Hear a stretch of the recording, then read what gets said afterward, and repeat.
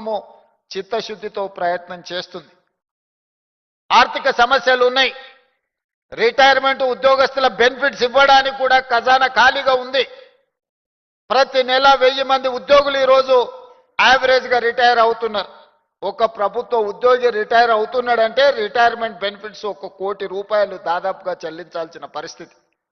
ఒక నెలలో 1000 మంది రిటైర్ అవుతే నెలకు 1000 కోట్లు రిటైర్డ్ ఉద్యోగస్తులకు రిటైర్మెంట్ బెనిఫిట్స్ ఇవ్వాల్సిన ఆర్థిక భారము ఉన్నా ఏదో ఒక రకంగా సమన్వయం చేసుకొని ఈ ప్రభుత్వాన్ని ముందుకు నడిపిస్తున్నాం.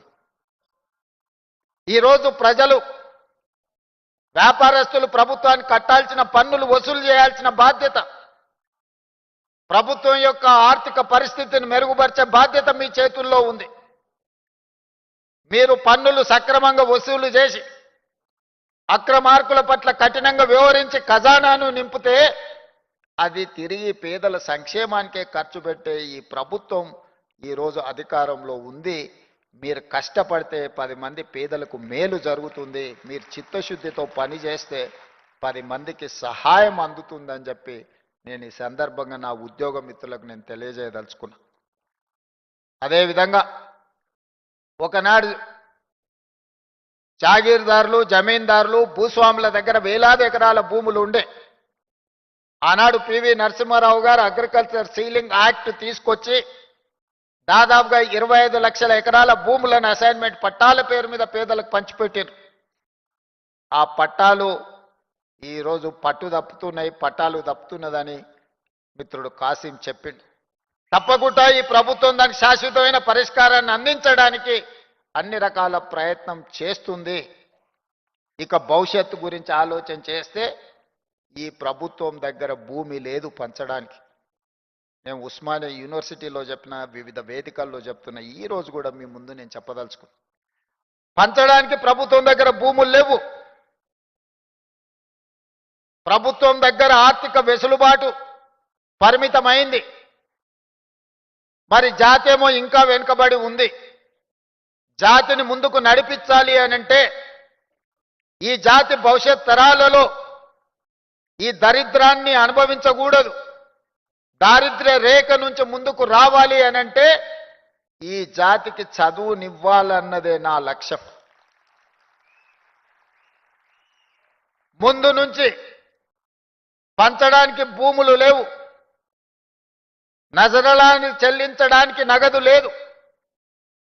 కానీ మిమ్మల్ని చదివించడం ద్వారా, మీలో చైతన్యం నింపడం ద్వారా ఈ సమాజంలో మిమ్మల్ని ప్రయోజకులను మార్చడానికి ఈరోజు విద్యాశాఖ నా దగ్గర పెట్టుకొని దాన్ని ప్రక్షాళన చేసి విద్య గ్రామాలకు చేరింది, విద్య తండాలకు చేరింది, గూడాలకు చేరింది. విద్య చేరింది కానీ నాణ్యమైన విద్య ఈరోజు అందడం లేదు. అందుకే నాణ్యమైన విద్య కోసం ఈరోజు ప్రత్యేకమైన ప్రణాళికలు ఈరోజు మా ప్రభుత్వం రచిస్తుంది. ఒకప్పుడు కరువు, మట్టి తిని బతికిన రోజులు ఉన్నాయి. మొట్టమొదటి ప్రధానమంత్రి ఎడ్యుకేషన్ అండ్ ఇరిగేషన్ ప్రాధాన్యత తీసుకొని దేశాన్ని అభివృద్ధి పదం వైపు నడిపించినప్పుడు ఈ దేశంలో అన్ని ప్రాంతాలకు విద్య చేరింది. ప్రతి వాడికి భోజనం అందే పరిస్థితి వచ్చింది, కానీ అందులో న్యూట్రిషన్ ఫుడ్ లేదు. అందుకే ప్రభుత్వ హాస్టళ్లలో ఈరోజు మనము భోజన ధరలు పెంచి, అదేవిధంగా కాస్మెటిక్ ఛార్జెస్ పెంచి, మెస్ ఛార్జెస్ పెంచి నాణ్యమైన భోజనం పెట్టండి. ఈరోజు న్యూట్రిషన్ ఫుడ్ ఇవ్వాలి.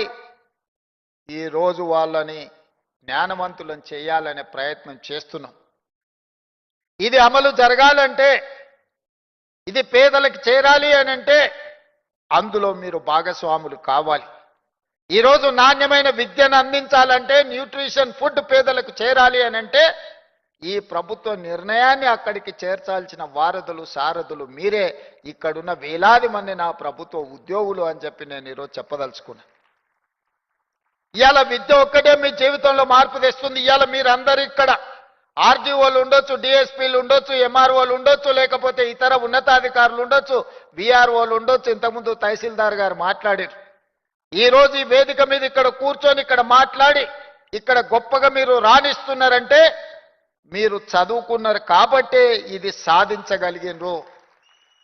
ఈ ఒక్క చిన్న మర్మాన్ని గుర్తించాలి. మనకు అవకాశం వచ్చినప్పుడు మనం 10 మందికి చేయూత అందించాలి. మీకు మాకు పొత్తుంది, వ్యవసాయం పొత్తు, కానీ లక్షణాలు కూడా కొంచెం దగ్గర పోలిక ఉంది. మనకు అవకాశం రాగానే రిలాక్స్ అయిపోతాం. మేము బంగళ కట్టుకుంటాం, కారు కొనుక్కుంటాం, చుట్టాల దావతులకు పోతుంటాం. మీరు కూడా అవకాశం రాగానే అవకాశం వచ్చింది ఇంకేముందిలే అలసిపోయినాం దావత్ చేసుకుందాం అని అనుకుంటారు. దావతులు కొంత తగ్గించాలి మనం. ఎందుకంటే రెడ్డికి ఇచ్చినా గూటం రెడ్డికి ఇచ్చినా ఏం చేస్తారా, దావతులు చేసుకుంటారని అంటారు. అది కూడా ఉండాలి కానీ మోతాదు తగ్గాలి.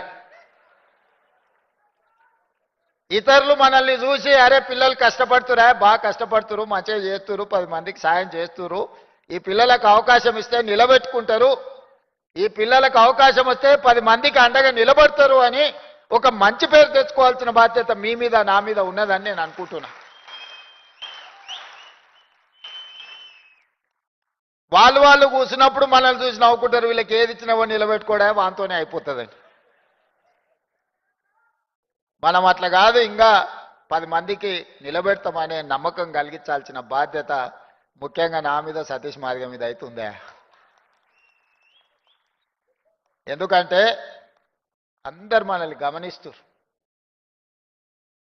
రాజ్యం ఉంది కదా అని వాళ్ళకి కావాల్సిన పని చేసుకుంటారు, ఎంత నిలబెట్టుకుంటారో చూద్దాం కదా అని అనుకుంటారు. నేనైతే జెడ్పీహెచ్ఎస్లో చదివిన, మా దామన్ అయితే హెచ్పిఎస్లో చదువుకున్నాడు. వాళ్ళకి తెలవాల్సింది ఏంటంటే నాకు తెలుగులో తెలుసు, మా దామన్నకి ఇంగ్లీష్లో తెలుసు. సౌ బక్నా ఏక్ లిఖనా అని వెనకటి పెద్దోళ్ళు చెప్పారు. बकने वाले बकते रहेंगे मगर हम लिखना पक्का लिख के रखेंगे, कहीं पर छोड़ने का नहीं है. इस बार कहीं किसी को जगह नहीं छोड़ेंगे. जो जाति के लिए जरूरी है सब कुछ लिखेंगे, कानून बनाएंगे, कोई आगे कुछ नहीं कर सके.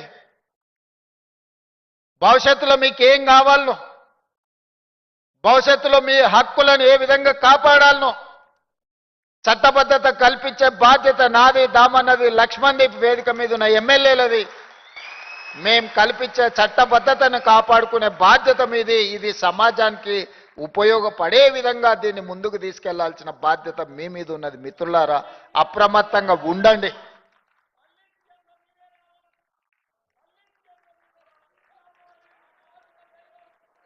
అందుకే మిత్రులారా, గత ప్రభుత్వం మీకు తెలుసు,